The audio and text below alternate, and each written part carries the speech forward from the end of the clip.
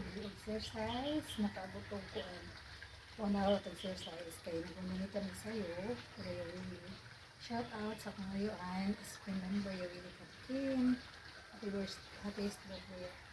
So after sa mananita, siguro mga 3 pa ito sila nag-start. So nag-pass ko. Nakaabot pa ako mga pila ka pagkantahan. Kaya ka mag-duty gabi, agahapon man to ang duty na ulit ko gabi mga 8 na sila ko nag-pass. So naka ko balik after sa mananita sa exercise pa. Then karon kasi mga exercise, maglabada na pagkakauma, so pinapagkani sa sinahan nga. Itong kong role nga, working contract, working survey. Ilalim. Ay, thank you for watching guys.